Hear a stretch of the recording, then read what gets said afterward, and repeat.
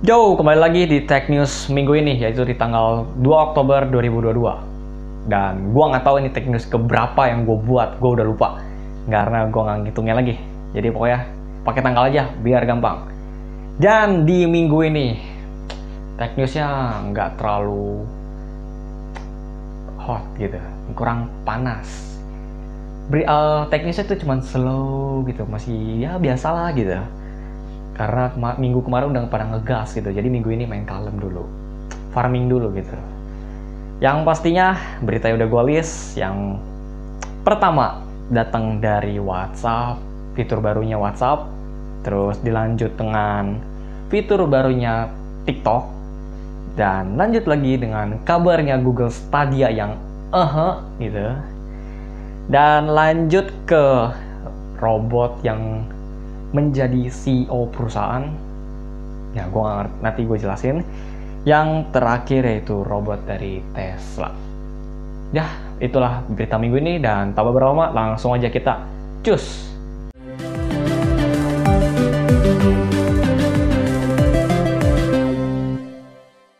Oke, yang pertama itu fitur baru dari WhatsApp. WhatsApp mengumumkan fitur terbaru yaitu Call Links, yang dimana Call Links ini dapat digunakan semua user dengan user lain yang tidak terdapat di dalam list kontak.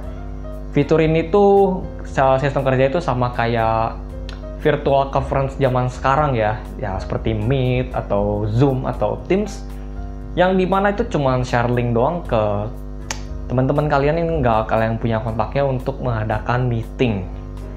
Jadi di WhatsApp bakalan kayak gitu kurang lebih lah. Jadi ya WhatsApp pengen bikin WhatsApp-nya itu lebih gimana ya, gue bilang lebih luas aja lah biar multifungsi gitu. Mungkin begitulah maksud WhatsApp. Jadi kalian nggak perlu aplikasi banyak, cukup pakai WhatsApp saja bisa buat meeting. Ya mungkin begitu.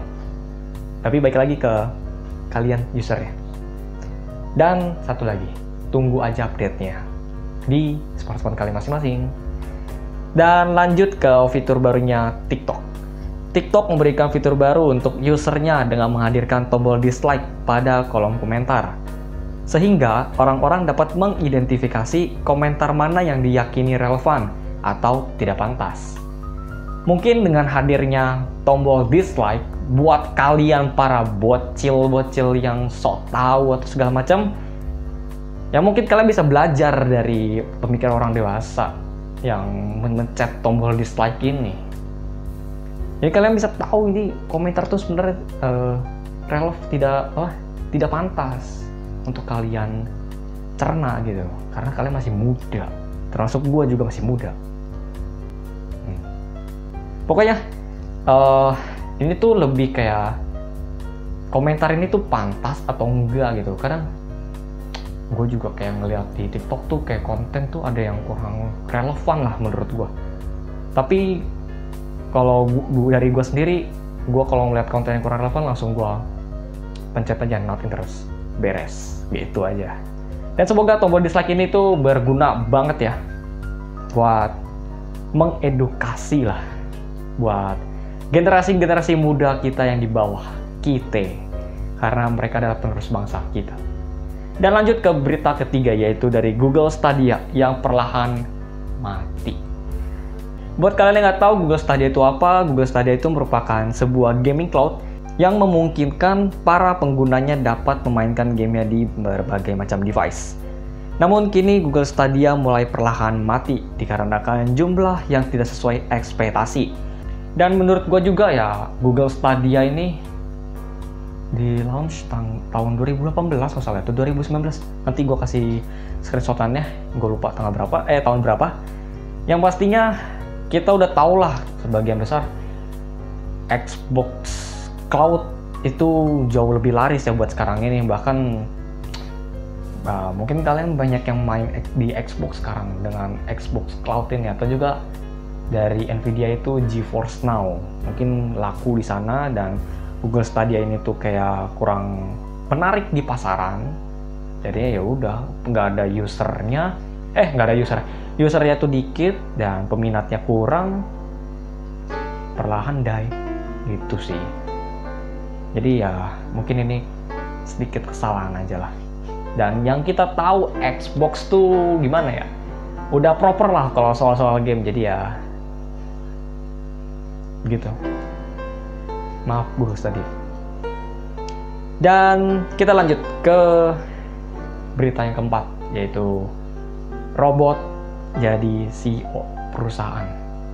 Perusahaan metaverse asal Cina, yaitu NetDragon Websoft, memilih robot sebagai CEO-nya. Dikutip dari Oddity Central, Jumat 30 September 2022, robot dengan kecerdasan buatan atau AI yang diberi nama Miss Tang Yu itu disebut akan berada di garda terdepan Departemen Organisasi dan Efisiensi. Ia bertugas mengawasi operasi perusahaan senilai 148,4 triliun. Ini tuh terjadi di China ya, bukan di Indonesia. Belum ada di Indonesia tuh. Jadi ya, di salah satu perusahaan metaverse itu mereka percayakan robot sebagai CEO-nya, dan si Miss Tang Yu ini tuh jadi pengawasnya. Dan tentunya mereka memilih robot itu sebagai CEO itu juga ada alasannya, yaitu sebagai komitmen simbolis merangkul AI dan mengubah cara berbisnis. Dan mereka juga percaya jika kecerdasan buatan adalah masa depan manajemen perusahaan. Ya, robot jadi CEO. Gue udah nggak ngerti lagi sih AI sekarang berkembang kayak gimana. Atau mungkin China udah mulai udah mulai bikin AI mungkin. Namun AI yang gua ngikutin perkembangannya tuh masih kayak jauh banget ya. Apalagi nanti nih yang gue bahas setelah ini, kayak gue menganggap AI itu masih jauh dari kata sempurna, masih kayak baru-baru aja lah gitu. Ya mungkin beberapa orang membutuhkan kecerdasan AI itu untuk membantu pekerjaan, tapi kalau mau urusan CEO gila juga sih menurut gue ya. Dan daripada gila-gilaan, kita lanjut aja ke berita yang terakhir, yaitu robot dari Tesla. Tesla resmi mengumumkan robot humanoidnya yang bernama Optimus Prime. Optimus doang. Dan juga robot ini tuh resmiin tuh pas di acara Tesla AI Day 2022 di Palo Alto, California. Dan Optimus sendiri itu bisa melakukan aktivitas seperti layaknya manusia ya, seperti jalan atau pokoknya kayak manusia lah gerakannya. Tapi Elon Musk ini tuh ngetanin. Dia bilang itu masih banyak yang harus ditingkatkan untuk menyempurnakan si Optimus. Itu kata dia. Karena kalau buat saat ini tuh menurut penelitian, otaknya si Optimus itu masih membutuhkan pengembangan ya, jadi nggak bisa nyelesain kasus yang berat. Mungkin bisa, pengen yang enteng-enteng doang gitu. Buat nyesain kayak, kalau kita kan udah nggak tahu lah, otak kita kan terstruktur gitu, udah bisa jalan sendiri, udah ada pengalamannya sendiri. Kalau si Optimus itu belum, jadi harus mulai beberapa riset penelitian lah untuk kedepannya. Jadinya si Optimus ini belum sempurna mungkin. Yang tadi gue singgung tadi, mungkin AI yang gue nggak sadari mungkin udah nyampe sana, gue masih di sini. Mungkin kurang lebih begitu. Dan kayaknya menarik nih gue bahas tentang AI dan segala macam. Kalau kalian suka, bolehlah komen lah di komen lah gitu. Dan itu aja berita minggu ini. Dibilang panas juga enggak, dibilang dingin juga enggak gitu ya. Dan tentunya bakalan gue tutup Tech News minggu ini. Dan I'm Hari Pratama, and until next time.